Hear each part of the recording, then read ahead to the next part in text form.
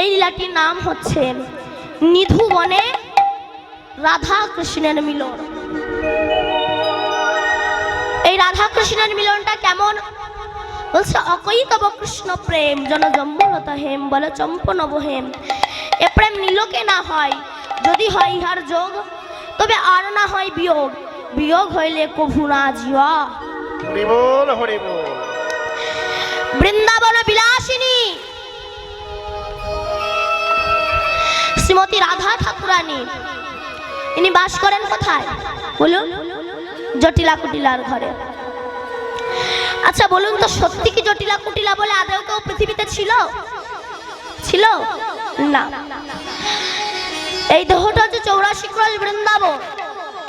এর মধ্যে জটিলা হচ্ছে কাম, কুটিলা হচ্ছে মায়া, অহংকার হচ্ছে আয়ান, আর দেহের মধ্যে বাস করে আমার ভক্তি রূপিণী শ্রীমতী রাধা ঠাকুরানী। রাধে রাধে। আজ শ্রীদাম সুদাম দাম বসুদাম বটু মধুমঙ্গল প্রমুখ শাখা বেষ্টিত হয়ে আমার কৃষ্ণ গোষ্ঠে এসেছে।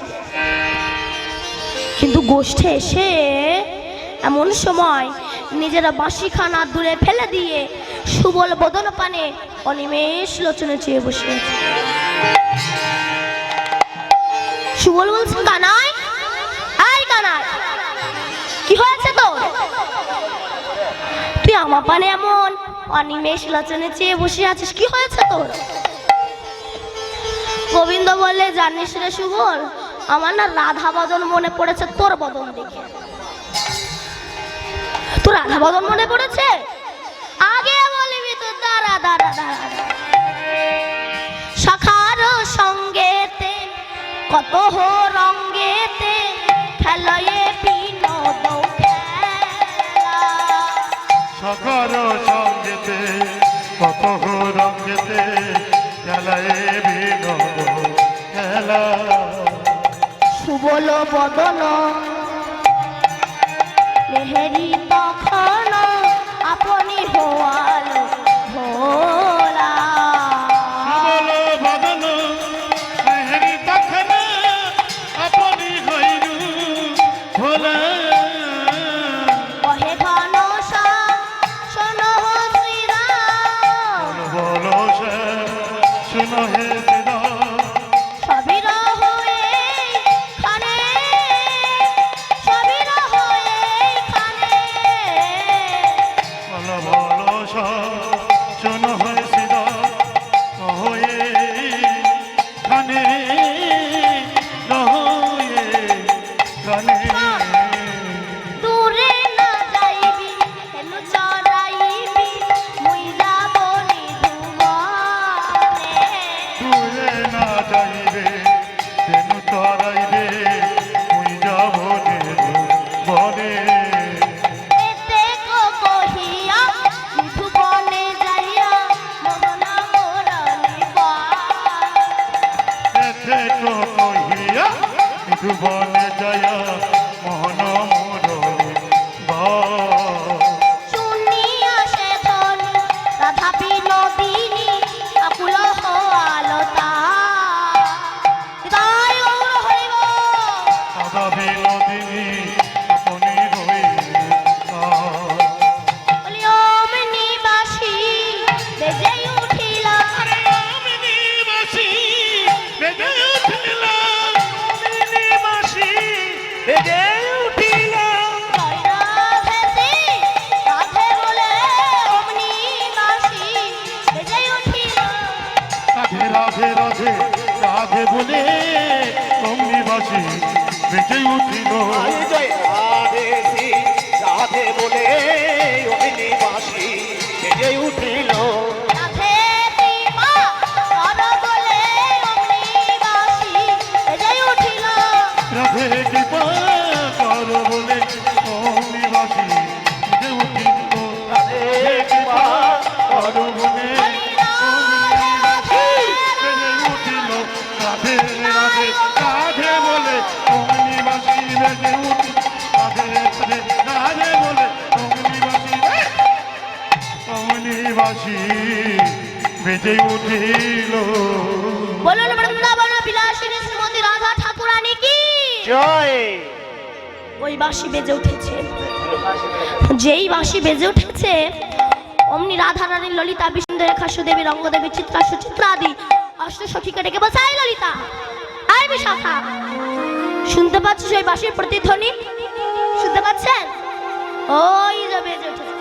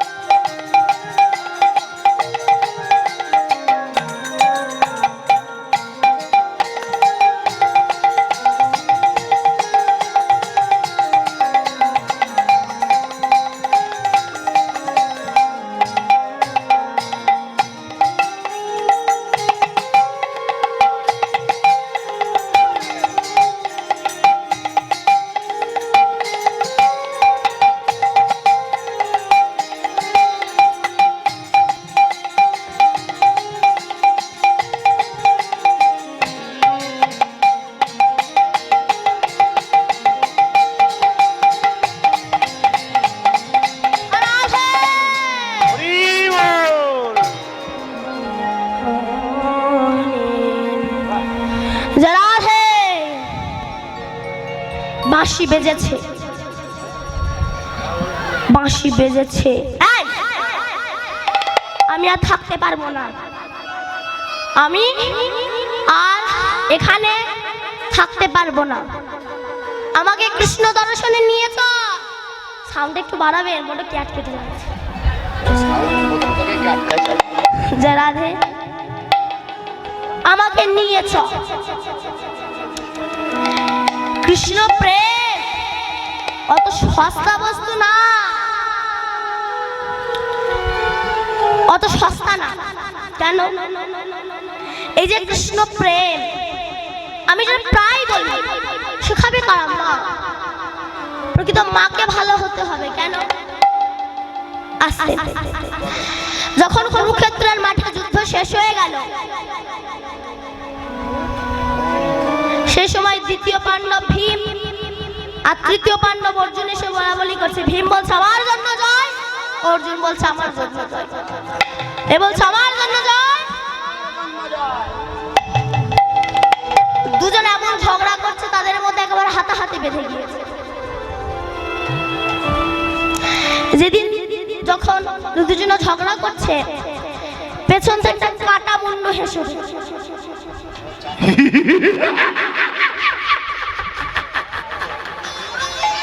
ভীমা আর অর্জুন দুজনাই পেছন দিকে তাকে চাই। কে রে? আমি কাটা মুন্ডু। তো আগে কোনোদিনও দেখিনি। বলে তোমরা আমাকে দেখোনি, কিন্তু আমি তোমাদেরকে দেখেছি। আমরা ওকে দেখিনি, ও নাকি আমাদেরকে দেখেছে। আমাদের চিনিস না তো? হ্যাঁ মনে পড়েছে, দেখেছি দেখেছি দেখেছি। বলে শুধু তোমাদের কেন, তোমাদের বড়রা কেন, তোমাদের ঠাকুরদা কেন, তোমাদের পুরো বংশটারে আমি চিনি। আমাদের পুরো বংশটাকে চিনিস? ওই বলতো, আমি ঘুরি ঘুরি বেড়াই সব দিন। বলতে বলো, তোমরা মিলিয়ে না। আমি হচ্ছে চন্দ্র বংশের ছেলে। বিষ্ণু থেকে ব্রহ্মা, ব্রহ্মার পুত্র অগ্নি, অগ্নিবের পুত্র সোম, সোমের পুত্র বুধ, বুধের পুত্র কুরুরাবা, কুরুরাবার পুত্র আয়ুষ, আয়ুষের পুত্র নহস, নহসের পুত্র যজাতি, যজাতির পুত্র যদু, যদুর পুত্র কুরু, কুরুর পুত্র জন্মেঞ্জয়, জন্মেঞ্জয়ের পুত্র গতিশান, গতিশানের পুত্র মনুষ্য, মনুষ্যের পুত্র চারুপদ, চারুপদের পুত্র রুদ্রাসান, রুদ্রাসনের পুত্র হৃদেশু, হৃদেশুর পুত্র রক্তিনাভ, রক্তিনাভের পুত্র ব্যাভি, ব্যাভির পুত্র দুষ্মন্ত, দুষ্মন্তের পুত্র ভরত, ভরতের পুত্র ইক্ষু, ইক্ষুর পুত্র সম্বরণ, সম্বরণের পুত্র সুধন্য, সুধন্যর পুত্র সহদ্র, সহদ্রের পুত্র যমন, যমনের পুত্র তৃতি, তৃতীর পুত্র পরিযাবসু, উপরিযাবসুর পুত্র জরাসন্ধ, জরাসন্ধের পুত্র সোমাচি, সোমাচির পুত্র কুশু, কুশুর পুত্র জম্ভু, জম্ভুর পুত্র সুরত, সুরতের পুত্র বিহুরাত, বিহুরাতের পুত্র আজুকানু, আজুকানুর পুত্র অগ্রধর, অগ্রধরের পুত্র দেবঋষি, দেবঋষির পুত্র ঋক, ঋকের পুত্র বিদিক, বিদিকের পুত্র পতিত, পতিতের পুত্র শান্তনু, শান্তনুর পুত্র বিচিত্রবীর্য, বিচিত্রবীর্যের পুত্র পাণ্ডব, পাণ্ডুর পুত্র ভীম, ভীমের পুত্র ঘটোৎকচ, আর ঘটোৎকচের পুত্র যে হাত ছিল মা বরাবরই।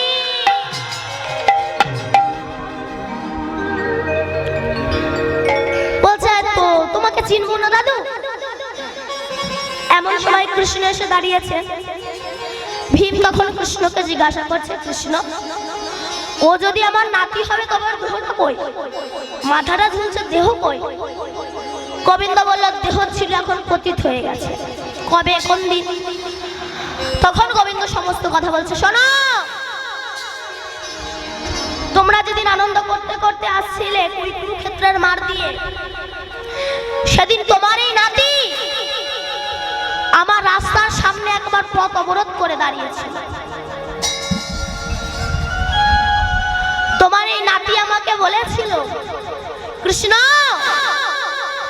একবার যদি আমি কুরুক্ষেত্রের মাঠে নামি, পারবে না তুমি পঞ্চ পাণ্ডবকে জয়ী করে হস্তিনাপুরে ফিরিয়ে নিয়ে। গোবিন্দ বলেছিল, তুই কত বড় বীর, প্রমাণ দে। বলে, কৃষ্ণ প্রমাণ চাও, বলো কি প্রমাণ দিতে হবে? বললো, পারবি বারবরি? একটা বান মেরে বট গাছের সমস্ত পাতা ছিদ্র করে দিতে। বরবরি বলছি, আবার পারবো না। এই বলে কৃষ্ণ নাম স্মরণ করে যেই না বান মারবে, তার আগে আমার গোবিন্দ চারটে পাতা তুলে নিয়ে দুটো হাতের মুঠোয় দুটো পায়ের তলায় রেখে দিয়েছে। কৃষ্ণের তো সারা জীবন চুরি করা অভ্যাস ছিল। বলুন তো মা, কৃষ্ণ জীবনের লাইফে সর্বপ্রথম কি চুরি করেছিল? লাউ, লাউ চুরি করেছে। লাউ? হ্যাঁ। আপনারা বলুন, ক্ষীর স্বর্ণনিমা? সর্বপ্রথম চুরি করেছিল পুতনা রাক্ষসী প্রাণ। তারপরে তো ব্রজমায়েদের ঘরে ঢুকে ঢুকে ক্ষীর স্বর্ণাবলী চুরি করেছে। চারটে পাতা তুলে নিয়ে দুটো হাতের মুঠে দুটো পায়ের তলায় রেখে দিয়েছে। এবার বরবরি কৃষ্ণ নাম স্মরণ করে যাই না বান মেরেছে, বট গাছের সমস্ত পাতা ছিদ্র হয়ে বান রিটার্ন ফিরে এসেছে।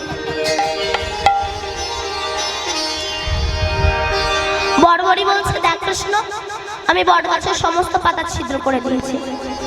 কৃষ্ণ হাসছে, বরবরি গাছের পাতা ছিদ্র করলি, এখনো চারটে পাতা ছিদ্র করতে পারলি না।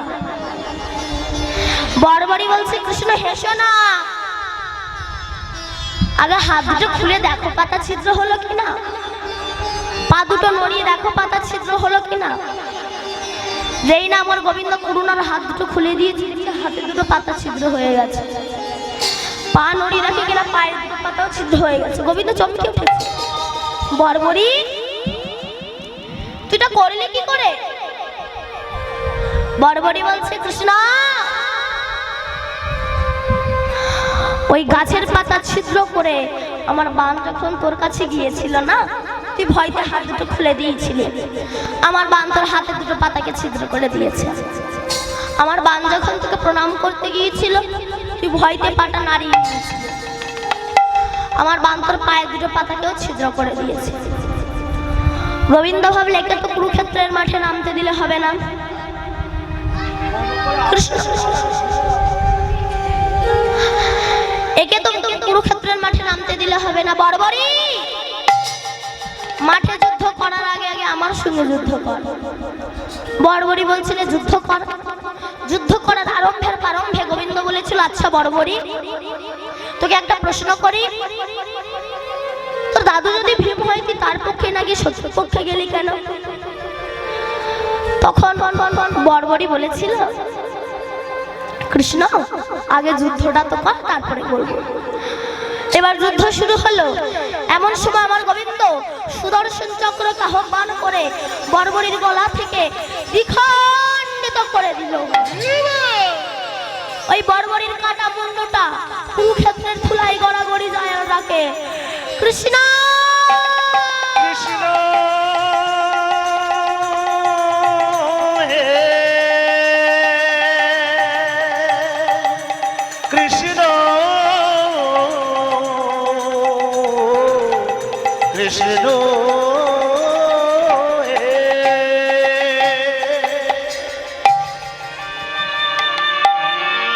গোবিন্দ ছুটে গিয়ে বর্বরীর মাথাটা বুকে জড়িয়ে ধরেছে। বর্বরী কৃষ্ণ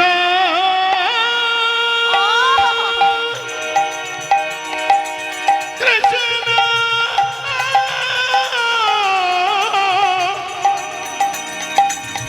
হে দয়াল দীননাথ,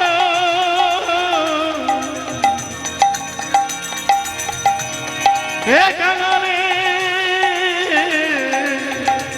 কাঙালের ভগবান। বর্বরী কৃষ্ণ ভক্ত আগে কেন বললি না? বর্বরী বলছে, যদি বলতাম আমার দেহটা তো তোর সেবায় লাগলো না। তখনও বর্বরী বলেছিল, কৃষ্ণ তুই বলেছিলি না আমার দাদু যদি ভীম হয় আমি তার পক্ষে না গিয়ে শত্রু পক্ষে গেলাম কেন? জানিস আমার মা আমাকে প্রতিদিন বলতো, বর্বরী যুদ্ধ যদি তোকে কোনোদিনও করতেই হয় তো দাদুরা যে পক্ষে যাবে সে পক্ষে যাবি না, শত্রু পক্ষে যাবি। আমি আমার মাকে প্রশ্ন করেছিলাম, মা দাদুদের দলে না গিয়ে শত্রু পক্ষে যাব কেন?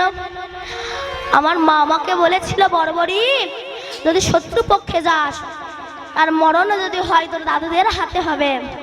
আর তোর দাদুরা হচ্ছে কৃষ্ণ ভক্ত, আর কৃষ্ণ ভক্তের হাতে যদি একবার মৃত্যু হয় তোকে আর এই রাক্ষস কুলে আসতে হবে না। তুই কি তাই গৌর হরি বল বলে গোবিন্দের চরণে দাস হয়ে যা। এই জন্য প্রকৃত মাকে ভালো হতে হবে। রাধারানী বলছেন, আমি আর এখানে থাকতে পারবো না, আমাকে একটু কৃষ্ণ দর্শনে নিয়ে যাও। সখীরা বলল, রাধে তুই কৃষ্ণ দর্শনে যেতে চাস? যদি কৃষ্ণ দর্শনে যেতে চাস তো শুয়ে পড়। শুয়ে পড়। কোথায় শোবে? বালিশ যেখানে সেখানে তো শুলে হবে না। মশারি। আচ্ছা মা একটা জিনিস আপনাদেরকে শিখিয়ে দিয়ে যাব। হ্যাঁ, নিজের স্বামী থাকতেও যদি অন্য কোনো স্বামীর সঙ্গে ভালোবাসা করতে চাই একটা প্ল্যান শিখিয়ে দেবো। দেবো যদি বাবার অনুমতি দেন তাহলে, নইলে বলবো না। বাবারে বলো, আছে বলো। বলবো? বলি বলুন, বলবো? তুমি যা ভাবছো আমি তা বলছি না। হরি বল হরি বল। নিজের স্বামী থাকতেও যদি গোবিন্দের সঙ্গে ভালোবাসা করতে চাও প্রাণটা শিখে রেখে দাও, কার তখন কাজে নেই। তাই গৌর হরি বল। আস্তে। আমাদের মতো এখানে শুলে কি ভগবানকে দেখা যাবে না? কোথায় শোবে? বলছে যদি কৃষ্ণকে পেতে চাস বৈষ্ণবের চরণ ধুলোতে গড়াবো। তাই গৌর প্রেমানন্দে গৌর হরি হরি বল হরি বল। সখীরা বলছে, চুপচাপ শো, দেখে আমরা কিছু করতে পারি কিনা। রাধারানী যাই শুয়েছে, অমনি সখীরা মিলে বড়াই মাকে ডাক, মা তুমি দেখে যাও রাধা হয়তো আর বাজবে না। এমন সময় হেন কালে পূর্ণ মাসি মনেতে জানিয়া, হেন কালে পূর্ণ মাসি মনেতে জানিয়া, হেন কালে পূর্ণ মাসি মনেতে জানিয়া, রাধারানীর তটে আসি রহে দাঁড়াইয়া। আরে রাধারানীর তটে আসি রহে দাঁড়াইয়া, রাধারানীর তটে আসি রহে দাঁড়াইয়া। অনুরাগিনী কি হয়ে যায়?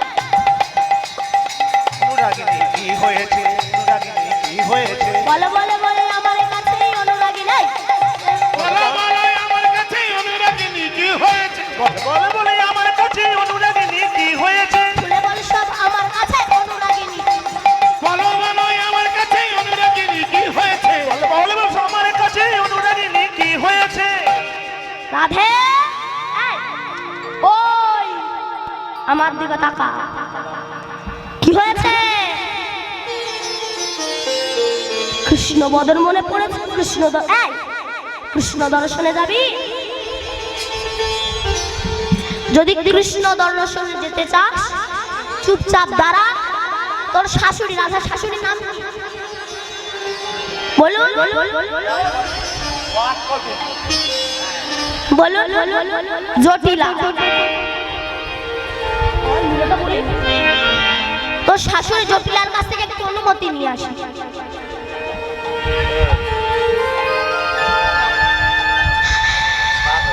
এইবার যেই বলেছে তোর শাশুড়ি জটিলার কাছ থেকে একটু অনুমতি নিয়ে আসি, বড়াই মা চলেছে জটিলার কাছে। মনে মনে ভাবছে জটিলার কাছে যাচ্ছে যেন কুটিলার সঙ্গে দেখা না, তাই মাথায় ঘোমটা দিয়ে চুপি চুপি চলেছে। কেন? জটিলা কুটিলার সঙ্গে যেন দেখা না হয়ে যায়। হঠাৎ যার কথা ভাবে মনে যার কথা ভাবে মনে পথে দেখে তার শোনে, যার কথা ভাবি মনে পথে দেখে তার শোনে, কথা ভাবে মনে পথে রাখে তার সঙ্গে যার কথা ভাবে মনে পথে দেখে তার শোনে। দুবারে দাঁড়ায় কুটিলা দুয়ারে দাঁড়াই, আরে কুটিলা দুয়ারে দাঁড়ায়, বাদিনী দাঁড়ায়, বাদিনী দাঁড়াই, আদিনী দাঁড়ায়, বাঘিনী দাঁড়ায়, বাদিনী দাঁড়াই, বাঘিনী দাঁড়ায়, হরিণী হরিবি বলে বাঘিনী দাঁড়ায়। হরিণী ধরিবি বলে বাদিনী দাঁড়াই। কুটিলা তোর মা কোথায় রে? বিউটি পার্লারে গেছে। কুটিলা তোর মা কই? বলে আমার মা ঘরে, একটু ডেকে দিবি? কুটিলা গিয়ে বলছে মা ঠাম্মা ডাকছে। যেই না বড়াই না জটিলা বেরিয়ে এসেছে, এখানে একটা গন্ধ বেরোচ্ছে না?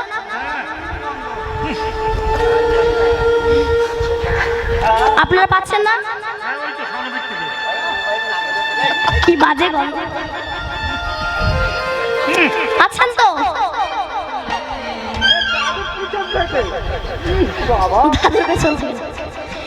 এখানে নয়, জটিলার ঘরে। বড়াই মা বলে কি গন্ধ রে জটিলা? জটিলা বলে বড়াই মা তুমি কিসের গন্ধ পাচ্ছ? বড়াই মা বলে জানি জটিলা, আজ যখন তোদের ঘরের পাশ দিয়ে আসছিলাম দেখি কিনা ওই ঘরে নখানা জানালা দরজা, একটা জানালা দিয়ে দেখি তার ভিতরে দধি দুগ্ধ ঘৃত ছানা আছে জানিস? বেচাকেরা বিহানেরা পচে গন্ধ ছুটেছে। বৈষ্ণব কবি তত্ত্ব দিচ্ছে আমাদের এই দেহে নখানা জানালা দরজা আছে, কান জানালা দিয়ে আসতে বাবা। গুরুদেব প্রবেশ করে দেখছে এর ভিতরে কৃষ্ণ ভজনরূপী দধি আছে, ভক্তিরূপী ঘৃত আছে। সাধুর হাটে বেচা কেনা করা গেল না বলে এগুলো পচে মানুষের মুখ থেকে অহংকারের ভাষা হয়ে ঝরে পড়ছে। রাধে রাধে। কেমন? আমি ছোট করে একটু বলবো যে আমরা গুরুজনকে সম্মান করতে পারি না। কেমন? আসতে যখন পঞ্চপাণ্ডব যুধিষ্ঠির, ভীম, অর্জুন, নকুল, সহদেব, কুন্তী এবং দ্রৌপদী বনবাসে এসেছিল, একদিন যুধিষ্ঠির সহদেবকে বলেছিল সহদেব আমার খুব জল পিপাসা পেয়েছে, একটু আমাকে জল এনে দাও তো। সহদেব তখন জল আনতে গিয়েছে, দেখি কিনা খুব সুন্দর একটা পুষ্করণী। সেখান থেকে যেই না জল নিতে যাবে একদিন বলে দাঁড়াও। সহদেব বলল তুমি কে? বললো আমি ধর্মরাজ বর। কি চাই? বলে আমার 4খানা প্রশ্ন উত্তর দিয়ে তবেই তুমি জল স্পর্শ করো। সহদেব কান দিল না। কেন? একটা বক আমাকে জ্ঞান দিচ্ছে। যেই না জল স্পর্শ করলো অমনি মারা গেল। যুধিষ্ঠির ভাবছে এতক্ষণ হয়ে গেল সহদেব তো ফিরে এলো না। অর্জুন তুমি যাও তো, একই ঘটনা। ভীমকে পাঠালেন, একই ঘটনা। নকুলকে পাঠালেন, একই ঘটনা। কেউই যখন ফিরে এলো না, এবার যুধিষ্ঠির নিজেই এসেছে। এসে দেখছে তার 4 ভাই মরে জলে ভাসছে। এবার যুধিষ্ঠির এই জল স্পর্শ করতে যাবে, অমনি ধর্মরাজ বক বলল, দাঁড়াও যুধিষ্ঠির, আমার 4খানা প্রশ্ন উত্তর না দিয়ে তোমার 4 ভাই জল স্পর্শ করেছে, তাদের মৃত্যু হয়েছে। তুমি যদি আমার কথা না শুনে জল স্পর্শ করো তোমারও কিন্তু মৃত্যু হবে। যুধিষ্ঠির তখন করজোড় করে বলছে, বলুন কি 4টে প্রশ্ন? এই জায়গাটা কিন্তু ধর্মরাজ বক মহাজন প্রশ্ন করেছে। কি প্রশ্ন? কি বা বার্তা, কি আশ্চর্য পদে বলি কারে? বাবাটা কি আশ্চর্য পদে বলি কারে, কি আশ্চর্য পদে বলি কারে, কি বা বার্তা, কি আশ্চর্য পদে বলি কারে? বাবাটা কি আশ্চর্য পদে বলি কারে, কোন জনা সুখী হয় বিশ্ব চরাচরে?